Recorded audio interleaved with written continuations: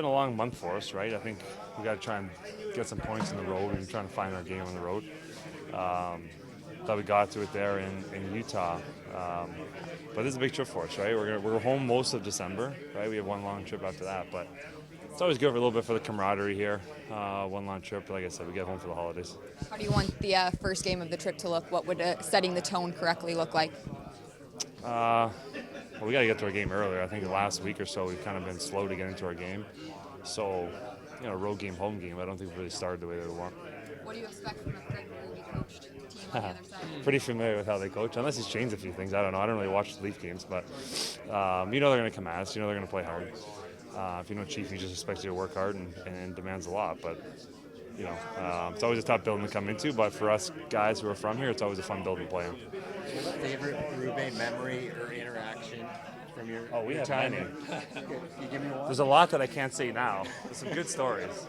But honestly, I got nothing but respect for Chief. I mean, he made me a better player and made me a better leader and challenged me day in, day out. And, I'm better for it. How did he make you better? Challenge me to be the best player I could be. I mean, it's a long season. You're going to go a long year. There's going to be games when you don't play so well. Maybe you don't have it. But like I said, that was part of being a leader on the team. He kind of pushed me to be my best every single day. And I'll appreciate him for that. What do you have to be wary of tonight? The Leafs are missing Matthews, and now Domi's out. They're down 6 forwards, but for some reason it seems like teams rally around that. Like, what do you have to be wary of? I mean, we're down a couple guys too. Yeah. Sometimes things just become, more simple too, and you're missing obviously Austin. You know what he can do. But sometimes things get a little more direct, a little more straightforward. But there's so much parity in the league right now. It doesn't matter who you're playing. It doesn't matter who's in the lineup. Everybody's got a chance to win. How's the offensive side of your game felt to this point? Pretty good, yeah. What ways? I just think this year, with the way that we're playing as a unit of 5 in the offensive zone, I think you're seeing our defense, especially on the weak side, kind of get involved a little bit more. I think we're using our D a little bit more.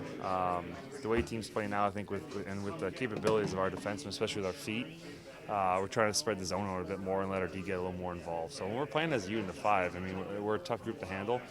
I think most teams are starting to play like that. But I think as a group collectively, as a defenseman, we're doing a really good job of finding a way to get the puck to the net.